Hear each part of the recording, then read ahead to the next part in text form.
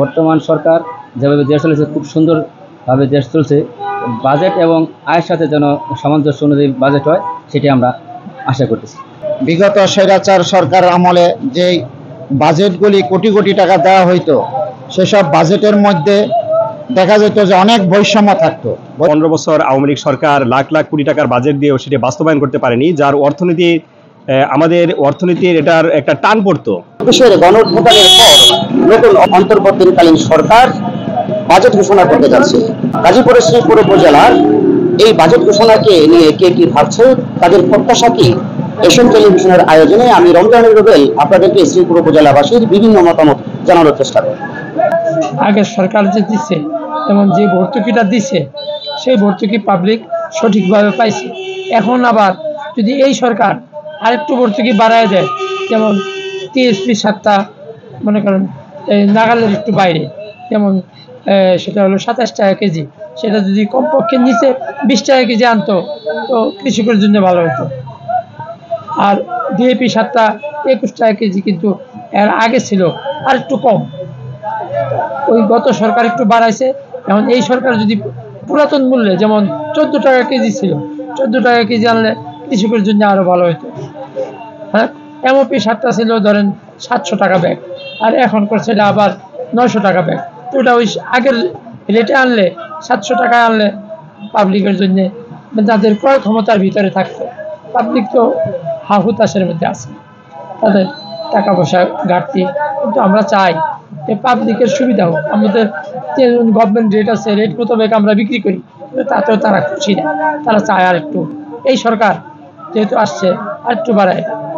আগামী বাজেটে শিক্ষা উপকরণ সামগ্রীর আগের সরকারের চেয়ে ভর্তুকি বাড়াইয়া দিয়া উপকরণের দামগুলা আর একটু সহনশীল করা হইলে জনগণের নিম্নয়ের মানুষ, জনগণের বাচ্চাদের ছেলে মেয়েদের লেখাপড়া করাইতে ভালো হবে। এটা আমার এই সরকারের কাছে প্রত্যাশা, যাতে বাজেটের ভর্তুকি আর একটু বাড়াইয়া দেওয়া হোক। বাজেট তো হতে হবে আয়ের সাথে সামঞ্জস্য। বর্তমান যে পরিস্থিতি, বর্তমান সরকার যেভাবে দেশ চলেছে খুব সুন্দরভাবে দেশ চলছে। বাজেট এবং আয়ের সাথে যেন সামঞ্জস্য অনুযায়ী বাজেট হয়, সেটি আমরা আশা করতেছি। যেমন ভোজ্য তেল, দৈনন্দিন জীবনে যে যেটা সাধারণত ইউজ করা হয়, কসমেটিক্স, ভোজ্য তেল, এসব বাজেট কমালে ভালো হয়। যেমন বিলাসী পণ্যের মধ্যে বাজেট হলে তো কোনো সমস্যা নেই। যারা বড় লোকরা সব কিছু ইউজ করে, সেটাই বাজেটের নিম্ন আয়ের মানুষের মধ্যে যেগুলো ইউজ করে সেটার জন্য বাজেট কম হয়, সেই আশা ব্যক্ত করতেছে। বিগত স্বৈরাচার সরকার আমলে যেই বাজেটগুলি কোটি কোটি টাকা দেওয়া হইতো, সেসব বাজেটের মধ্যে দেখা যেত যে অনেক বৈষম্য থাকতো। বলতে আমরা বলবো যে সুন্দরভাবে পরিকল্পনা নিয়ে সুন্দর একটি বাজেট প্রণয়ন করেন, যে বাজেট আমাদের দেশের সকল মানুষের, সকল গোত্রের মানুষের যেন উপকারে আসে, এবং সকলেই যেন এই বাজেট অনুযায়ী কাজ করতে পারে, এবং দেশের দ্রব্যমূল্যের অগ্রগতি না হয়, এবং সাধারণ খেটে খাওয়া মানুষের ভাগ্যের পরিবর্তন হয়।